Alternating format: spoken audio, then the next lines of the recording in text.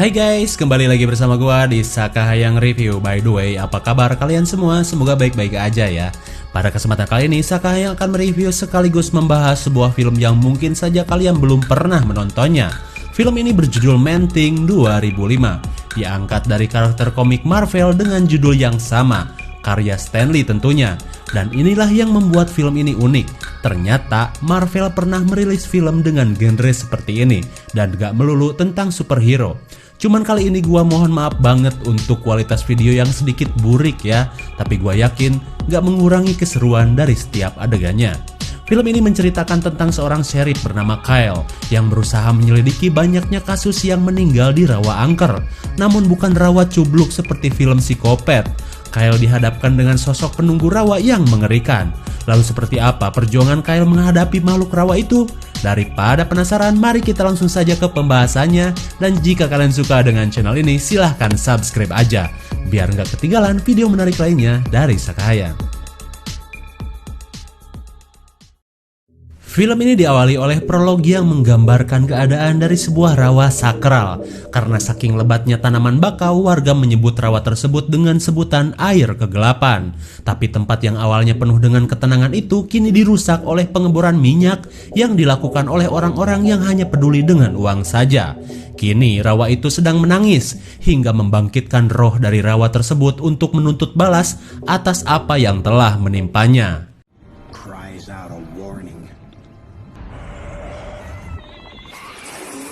Kemudian scene pun beralih ke sebuah pesta dari para remaja gaul, di mana pesta yang penuh dengan alkohol dan nafsu gabrut itu bertempat di tepi rawa yang diceritakan tadi. Lalu terlihat dua sejoli yang sedang melakukan ritual adu jigong di sana. Dengan kelakuan layaknya bintang Bollywood, si cewek berlarian dan asruk-asrukan masuk ke dalam rawa. Dengan nafsu gabrut yang sudah tak terbendung, si cowok langsung mengejarnya. Meskipun ia tahu cerita tentang rawa itu, tapi apalah daya. Godaan dari kebohaian si cewek mengalahkan rasa takutnya. Terobos ajalah anjim.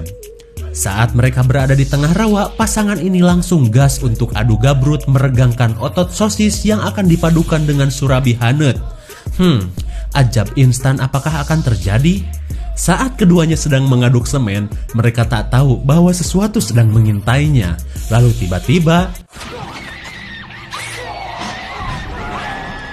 sesuatu dari kegelapan rawa membuat adukan mantap kuadrat mereka berakhir. Si cowok pun tewas seketika diserangnya. Azab rawa is real. Dan film Man-Thing pun baru dimulai. Kemudian scene pun dilanjutkan dengan perjalanan seorang sheriff tampan bernama Kyle. Dalam rencananya, ia sedang menuju kantor polisi di sebuah kota kecil tempat rawa itu berada. Saat dalam perjalanan, ia melihat pabrik pengolahan minyak yang besar di rawa itu. Dan tak lama kemudian, Kyle pun sampai. Saat berada di sana, Kyle yang akan menjadi sheriff baru di kota itu langsung disambut oleh seorang pria bernama Fraser. Lalu Fraser menceritakan bahwa sheriff yang sebelumnya telah menghilang secara misterius di rawa angker. Dan bukan hanya itu, banyak dari warga kota tersebut menghilang saat berada di rawa tersebut. Fraser juga menyebutkan bahwa semalam pun telah menghilang sepasang remaja gaul.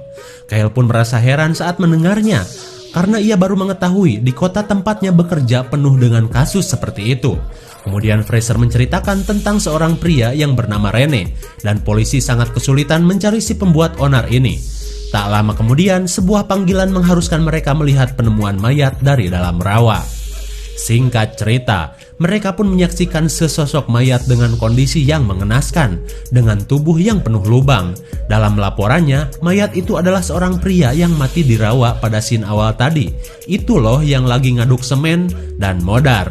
Melihat semua luka di tubuh mayat tersebut, mereka pikir itu disebabkan oleh serangan aligator atau biawak liar dan badag. Sementara si cewek dikabarkan berhasil selamat, kini berada di rumah sakit dengan keadaan depresi parah. Kemudian Fraser melaporkan bahwa telah terjadi demo di pengolahan minyak. Dengan segera Kyle menuju ke tempat itu. Sesampainya di sana, ia berusaha menenangkan masyarakat yang menginginkan si pemilik pabrik untuk dihukum karena telah merusak lingkungan dengan bisnis minyaknya. Terlihat seorang cewek seksoi bernama Terry. Ia yang seorang guru TK begitu kekeh dengan tuntutannya. Karena Kyle menganggap ia seorang provokator, Terry akhirnya diamankan untuk diinterogasi. Tak lama kemudian datanglah si bos pemilik perusahaan minyak tersebut. Si bos menceritakan bahwa dirinya tak melanggar hukum karena ia sebenarnya telah membeli lahan dari seorang dukun bernama Mang Ojon dan kepala suku Indian secara legal untuk bisnisnya. Kemudian si bos mengatakan agar Kyle menangkap Rene sang pembuat onar, dikarenakan pria Indian itu selalu mengganggu fasilitas pabrik miliknya. Dirasa tak ingin asal tangkap, Kyle pun meminta waktu untuk penyelidikan. Lalu Sin pun beralih ke kantor polisi, di mana pada saat itu Kyle menanyakan alasan kepada Terry alasan dari kerusuhan tadi. Terry pun menceritakan rawa yang secara turun-temurun dirawat oleh sukunya telah dijual oleh seorang kepala suku bernama Silas dengan uang yang banyak. Namun Silas malah kabur, sementara si bos melakukan pengeboran tanpa memperdulikan akibat dari bisnisnya itu. Kyle pun menyimak cerita cewek sekso ini dengan rasa yang lain.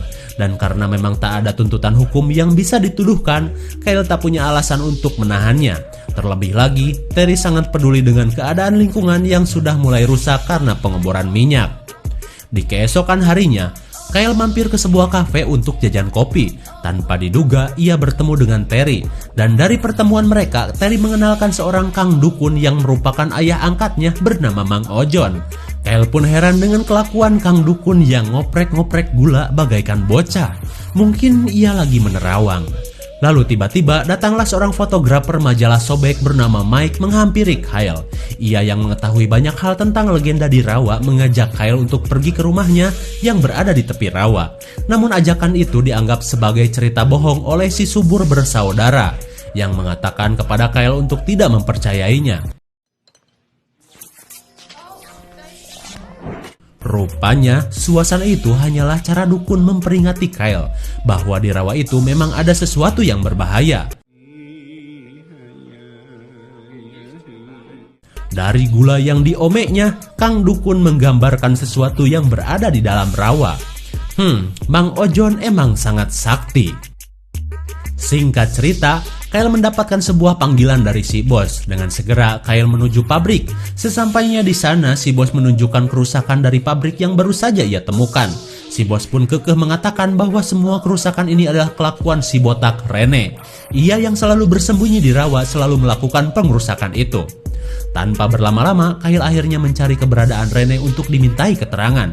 Saat memasuki kawasan rawa, suasana sepi dan gelap membuat Kyle mendengarkan lagu DJ Family Friendly, berharap bisa mengusir rasa takut saat berada di rawa tersebut. Tapi tiba-tiba, entah apa atau siapa yang telah mengagetkan sheriff ini. Kemudian ia berusaha mencari keberadaan sesuatu yang baru saja ia lihat tadi. Di sisi lain, seorang asisten si bos melihat sosok aneh yang berada di rawa. Karena ia mengira itu adalah Rene, dengan kebrutalan senjata FF ia menodongkannya.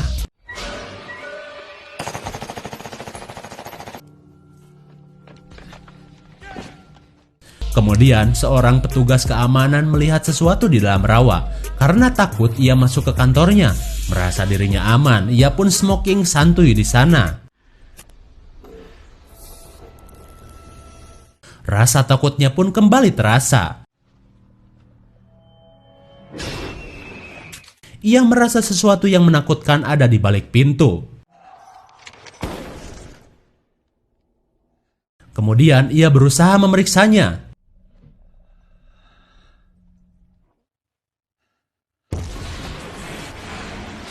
Petugas keamanan itu pun akhirnya terpental hingga tewas.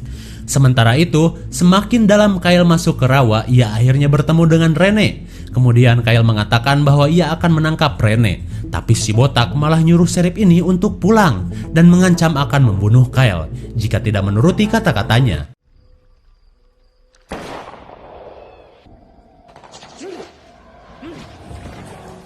Secepat kilat, si botak pun hilang. Karena tak berhasil menangkap Rene, akhirnya Kyle pun kembali ke mobil. Saat akan beranjak pulang, Kyle mendapat sebuah hadiah kejutan. Ia melihat mayat seorang sheriff yang mengenaskan dengan tubuh yang tak sempurna dan sangat mengerikan. Mayat itu seolah peringatan yang ditunjukkan kepada Kyle. Singkat waktu, Kyle berada di ruang otopsi dengan mayat yang baru saja ia temukan. Kemudian seorang ahli otopsi mengatakan bahwa mayat itu adalah seorang sheriff yang telah menghilang beberapa waktu lalu. yang kini jabatannya ditempati oleh Kyle. Lalu di keesokan harinya, Kyle bersama si ahli otopsi mendatangi sebuah laporan dari pabrik bahwa telah ditemukan mayat dari seorang penjaga keamanan. Saat berada di sana, mereka pun heran dengan kondisi korban yang memang bukan perbuatan manusia, di mana sebuah batang pohon seperti keluar dari mulutnya. Karena kejadian tadi, Kyle dan Fraser menyelidiki rawa itu kembali. Kedua polisi ini memang belum mengetahui makhluk apa yang sebenarnya berada di rawa itu. Akan tetapi, Kyle terlebih dulu akan mencari keberadaan Rene, karena setiap kejadian yang mengakibatkan kematian semua mengarah ke Rene, yang memang dia adalah satu-satunya orang yang berada di rawa. Tanpa terasa, malam pun tiba, dan sialnya perjalanan mereka terhenti karena mesin mengalami kerusakan. Di sisi lain, dua orang pemburu aligator sedang berada jauh di dalam rawa. Orang itu tak lain adalah si subur yang memang tak percaya hal-hal aneh di dalam rawa. Saat temannya sedang pergi boker, mereka tak sadar bahwa keberadaan keduanya sedang diincar sesuatu. Tak lama kemudian mereka pun pindah tempat karena buruan tak juga muncul. Tapi sialnya, si subur malah tertinggal. Berkali-kali dipanggil namun temannya tidak mendengar si subur. Tak sampai di situ, perahu yang ia gunakan malah nyocol di lumpur. Lalu tiba-tiba, entah suara apa yang mengagetkan si subur hingga pada akhirnya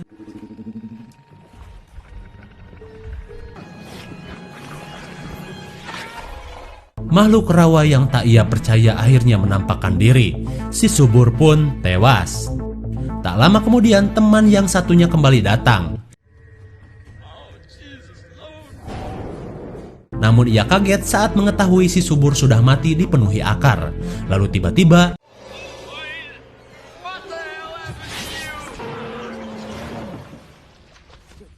mereka pun tewas diserang makhluk rawa itu.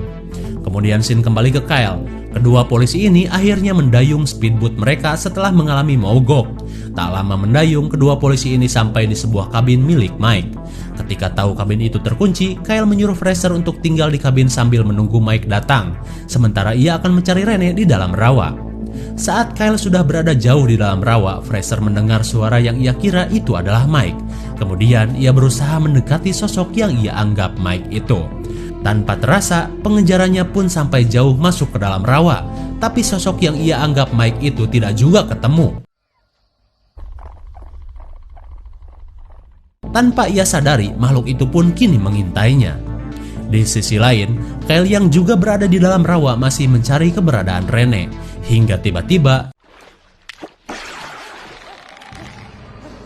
dalam keadaan yang tergantung, orang yang Kyle cari pun akhirnya muncul. Lalu Rene menjelaskan bahwa semua kematian yang berada di rawa bukanlah perbuatannya, melainkan rawa itu sendiri yang melakukannya. Kemudian, saat Kyle menyebutkan bahwa tanah rawa itu telah dijual, Rene tidak percaya, karena tak mungkin seorang kepala suku telah menjual tanah keramatnya sendiri. Dan yang ia tahu, kepala suku itu hilang di air kegelapan. Atau apa mungkin kepala suku itu terlilit hutang Bang Emok sehingga menjualnya? Bisa saja terjadi. Lalu Rene berkata bahwa ia punya cara sendiri untuk menghentikan pengeboran minyak di rawa tersebut. Melihat kesempatan itu, Kyle akhirnya berhasil meloloskan diri. Tapi sialnya, Rene pun kabur.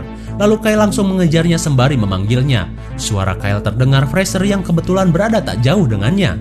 Tapi tiba-tiba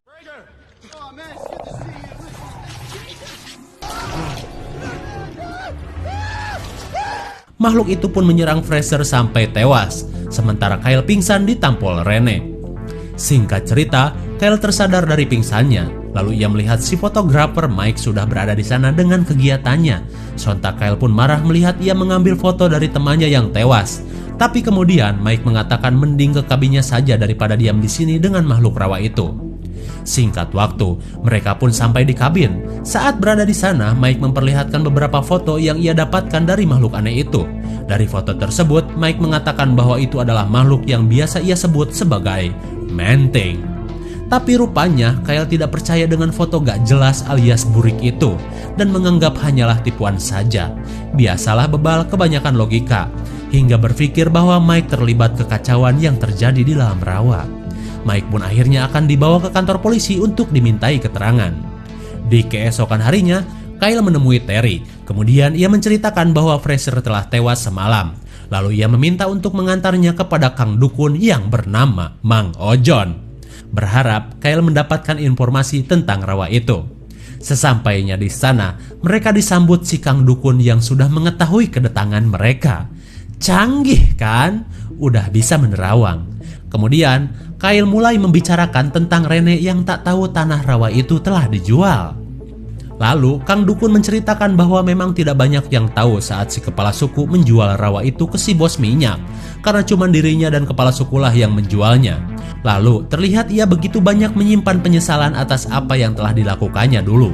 Gara-gara Bang Emok sih, karena tak banyak informasi yang didapat, mereka pun meninggalkan si Kang Dukun. Saat mereka kembali ke mobil, Kyle terlihat kesal dengan usahanya yang tidak membuahkan hasil. Sementara ia merasa bersalah dengan kematian yang menimpa temannya itu. Lalu Terry pun berusaha menenangkan si AA yang galau dengan menggunakan trik isap jigongnya. Saat keduanya sedang sibuk saling menghisap, tiba-tiba si bos datang menghampiri mereka.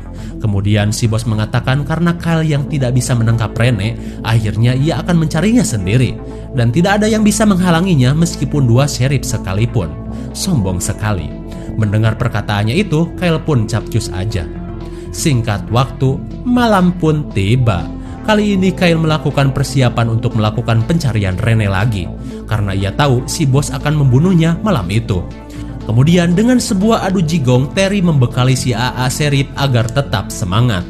Lalu Sin pun beralih si Kang Dukun yang sudah duluan di rawa. Kedatangannya tak lain untuk bertemu dengan makhluk penghuni rawa tersebut. Dengan sebuah mantra dan kecrekan sakti, ia memanggil makhluk itu. Saat penghuni rawa benar-benar muncul, Kang Dukun pun menyesali perbuatannya yang telah menjual rawa tersebut. Lalu ia menyerahkan jiwanya untuk menembus kesalahan yang telah ia buat.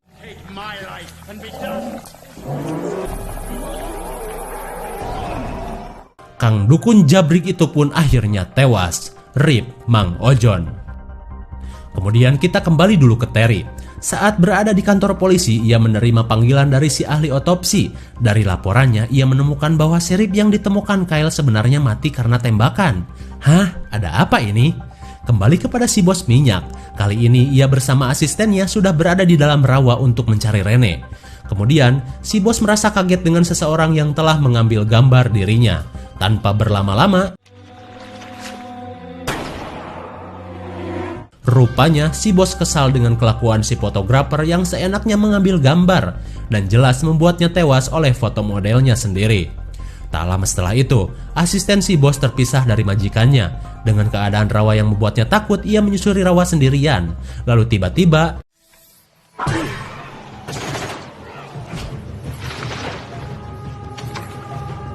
Rene pun berhasil membunuhnya. Lalu Sin pun beralih ke Kyle. Saat ia berada di rawa, ia melihat Mike sudah dalam keadaan tewas. Dan karena luka tembak yang ia temukan, Kyle merasa yakin bahwa itu adalah perbuatan si bos minyak. Kemudian ia melanjutkan pencariannya. Lalu tiba-tiba, hampir saja Terry terkena shotgun FF yang Kyle bawa. Terry mengatakan bahwa ia harus menemui Kyle untuk mengatakan apa yang baru saja ia ketahui. Sementara itu juga, Kyle meyakini bahwa sebenarnya si kepala suku tidak kabur dengan uangnya, melainkan dibunuh oleh si bos minyak. Dan saat almarhum sheriff yang dulu mengetahui kejadian itu, ia pun dibunuh juga oleh si bos. Misteri hampir terungkap. Kemudian Terry mengajak Kyle untuk mencari Rene di air kegelapan. Dengan segera mereka pun menuju ke sana. Tapi tiba-tiba, suara dari makhluk rawa yang mengejar membuat mereka bergegas menuju air kegelapan. Sementara itu, Rene sudah berada di sana dengan persiapan dinamitnya, karena ia akan meledakkan mesin bor yang selama ini merusak lingkungan. Tapi usahanya terhalang dengan kedatangan si bos minyak. Lalu, si bos minyak mengatakan bahwa ia telah membunuh kepala suku dan menguburnya di bawah alat bor itu. Rene pun syok mendengar ucapannya. Kemudian si bos berusaha untuk membunuh Rene, tapi niatannya gagal karena Terry dan Kyle tiba di tempat itu sambil dikejar makhluk rawa. Kedatangan mereka membuat si bos akhirnya bersembunyi. Terry pun kaget saat melihat alat peledak yang sudah terpasang, tapi Rene tetap kekeh dengan niatnya untuk meledakkan alat itu. Lalu tiba-tiba,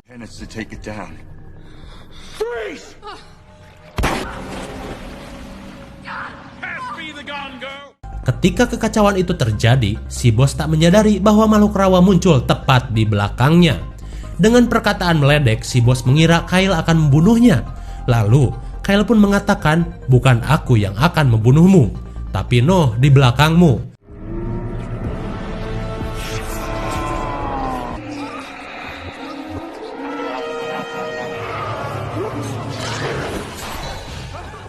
Bos minyak si biang masalah pun akhirnya modar. Kemudian makhluk rawa itu kini akan menyerang Kyle dan Terry. Rene yang belum mati berusaha untuk meledakkan apa yang sudah ia siapkan, lalu menyuruh mereka untuk segera pergi menjauh. Akhirnya, mesin pengebor minyak itu hancur bersama matinya Rene di tempat itu. Makhluk si penjaga rawa pun lenyap masuk ke dalam rawa, dan film Manting pun berakhir.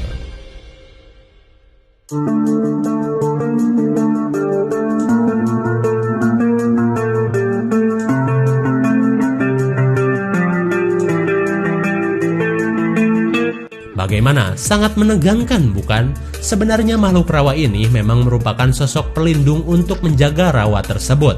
Hingga suatu ketika, seorang pengusaha jahat mengusik keberadaannya dengan mengotori rawa tersebut dan membuat Manting murka dan membunuh siapa saja. Cerita pun diakhiri dengan lenyapnya makhluk itu ke dalam rawa, tapi bukan berarti ia mati. Namun keberadaannya bisa saja kembali muncul saat seseorang mengusiknya atau saat seseorang mengotori lahannya. IMDb untuk film ini adalah 4,0 dan menurut Sakahayang cocok diberi nilai 5,0. Karena tak hanya menampilkan adegan action saja, film ini juga memiliki filosofi akan pentingnya menjaga lingkungan dari hal-hal yang merusak, sehingga menjadikan nilai plus untuk Sakahayang. Mungkin segini saja review dan pembahasan film Manting 2005. Jangan lupa like, share, and subscribe supaya kalian tidak ketinggalan jika ada video baru dari Sakahayang. Thanks for watching and see you on next video. Bye-bye.